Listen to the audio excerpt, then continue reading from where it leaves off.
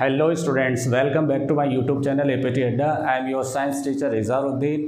Class 10th physics का chapter electricity के जितने भी न्यूमेरिकल्स हैं 1 बाय 1 उनको मैं कंप्लीट कराने वाला हूं। बट इससे पहले आप प्लीज़ अपने कॉन्सेप्ट क्लियर करिए। अगर आपके कॉन्सेप्ट क्लियर होंगे तो न्यूमेरिकल लगाने में बहुत मज़ा आएगा। चलिए स्टार्ट करते हैं। अगला क्वेश्चन, इस क्वेश्चन के अंदर आपको दे रखा है कि 3 इनकैंडेसेंट बल्ब। इनकैंडेसेंट बल्ब कौन से होते हैं? आजकल जो हम बल्ब यूज़ कर रहे हैं वो कौन से होते हैं? एलईडी बल्ब होते हैं। तो एलईडी और पुराने वाले बल्ब में क्या डिफरेंस होता था? पुराने वाले बल्ब में क्या होता था? फिलामेंट होता था, एक वायर होता था। जब तक वो वायर हीट नहीं पकड़ता था तब तक वो ग्लो नहीं करता है।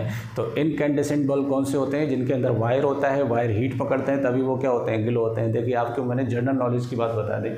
तो इनकैंडेसेंट बल्ब हैं और तीनों बल्ब की पावर कितनी है? 100 watt. Each are connected in series in an electric circuit in another set of 3 bulbs of the same voltage are connected in parallel. अच्छा, 3 बल्ब्स हैं आपके पास सेम पावर के और 3 को एक बार सीरीज में कनेक्ट किया है और 3 को एक बार किस में कनेक्ट किया है? पैरेलल में। तो मैं सर्किट बना देता हूँ। ठड़े ठड़े ठड़े ठड़े ठड़े ठड़े ठड़े सीरीज़ में कनेक्ट कर दिया, हमें छोड़ लगा दिया, वोल्टेज लगा दिया, की लगा दी, है ना। ज़्यादा कुछ लगाने की ज़रूरत नहीं है। वोल्टेज हो गया। ये 3 बल्ब्स हैं। क्लियर? एक बार सीरीज़ में है और एक बार किस में है? पैरेलल में है। पैरेलल वाला भी बना लेते हैं। ठड़े ठड़े ठड़े ठड़े ठड़े ठड़े ठड़े ठड़े ठड़े हाँ। समझ में आते हैं न्यूमेरिकल या बस हवा में ऐसे ही चल रहा है मसला? देखिए, इस पूरे चैप्टर में 2 बातें याद रखना ज़रूरी है कि सीरीज़ में क्या होता है और पैरेलल में क्या होता है। क्या होता है? सीरीज़ में वोल्टेज क्या रहता है?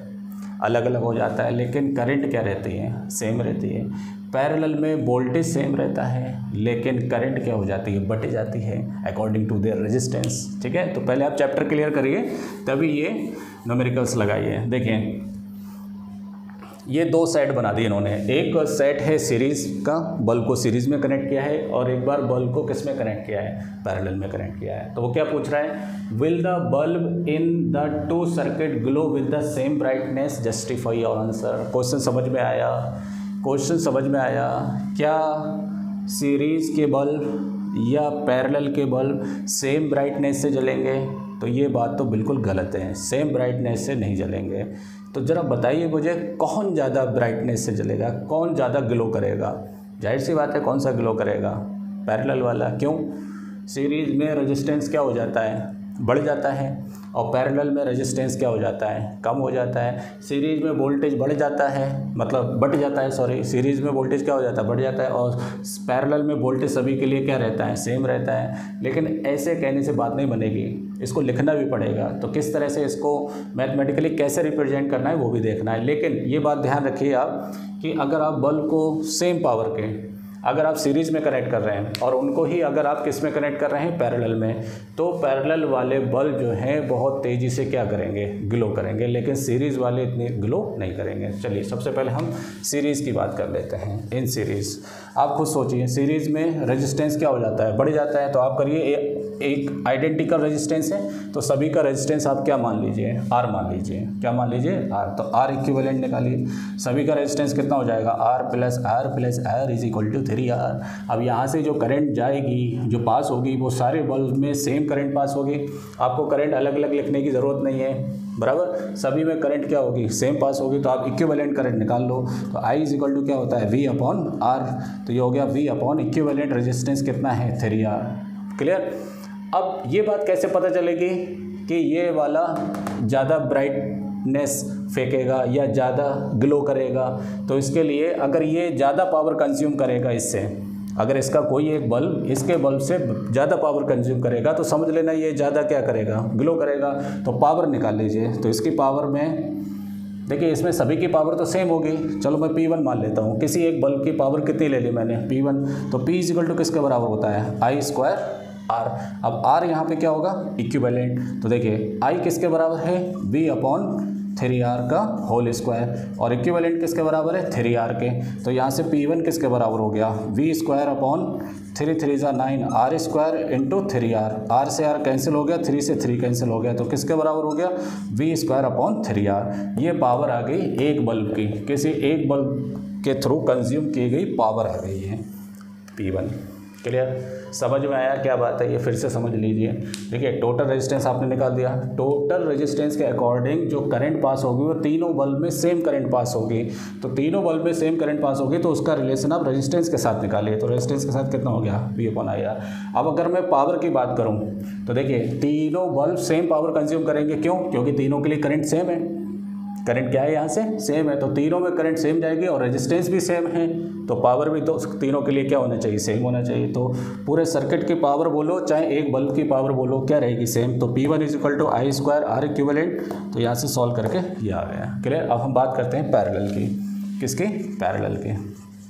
देखिए पैरेलल के अंदर अगर आप तीनों बल्ब की बात करेंगे तो देखिए तीनों बल्ब में वोल्टेज क्या रहेगा सेम रहेगा, क्योंकि पैरेलल में वोल्टेज क्या रहता है सेम। यही तो फिजिक्स है।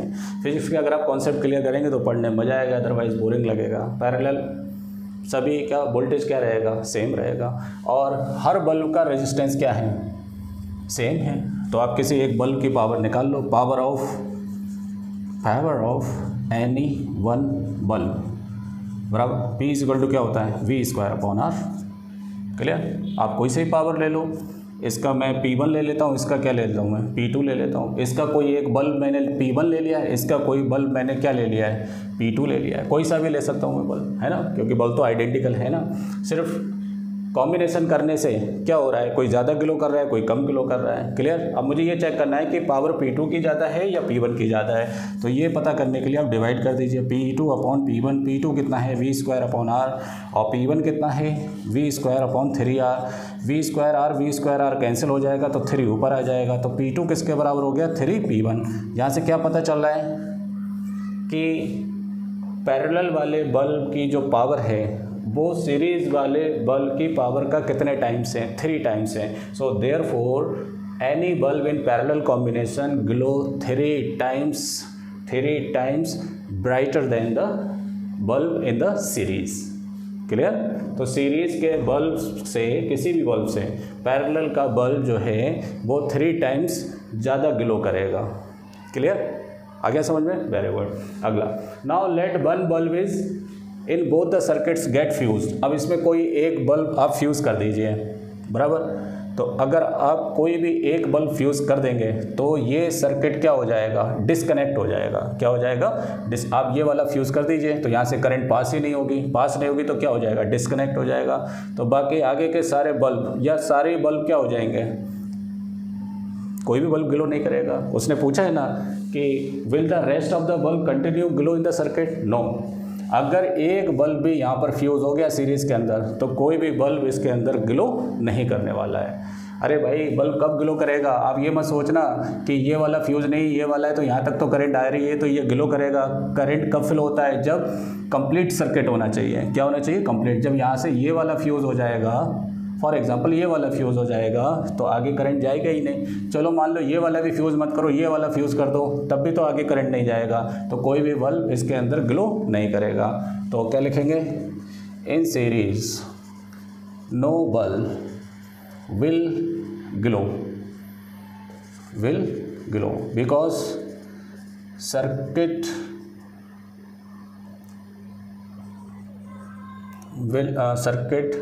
Become open. सर्किट कैसा हो जाएगा, ओपन हो जाएगा। और इन पैरेलल अगर कोई एक बल्ब आप फ्यूज़ कर दो, मान लो ये वाला फ्यूज़ कर दिया आपने, तो इसमें करंट जाएगा इसमें करंट जाएगा, बाकी के 2 बल्ब क्या करेंगे ग्लो करेंगे। अगर मान लो ये वाला फ्यूज़ कर दो तो करंट इधर से ऊपर जा रहा है तो इधर निकल जाएगा, लेकिन इधर नहीं जाएगा करंट, तो ये दोनों ग्लो करेंगे। मान लो ये वाला तुम्हारा फ्यूज़ हो गया ये वाला, तो करंट ऊपर जाएगा तो इसके अंदर करंट चला जाएगा इसमें चले जाएगा, तो ये दोनों ग्लो करेंगे बराबर। In parallel rest of the 2 bulbs will glow. Clear, बने रहे एपी अड्डा के साथ, चैनल को सब्सक्राइब करें और प्लीज़ अपने कॉन्सेप्ट क्लियर करें, तभी ये न्यूमेरिकल्स लगाने में मज़ा आएगा। ठीक है, बट टर्म 2 के लिए बहुत इंपॉर्टेंट क्वेश्चन है ये। ठीक है, चलिए।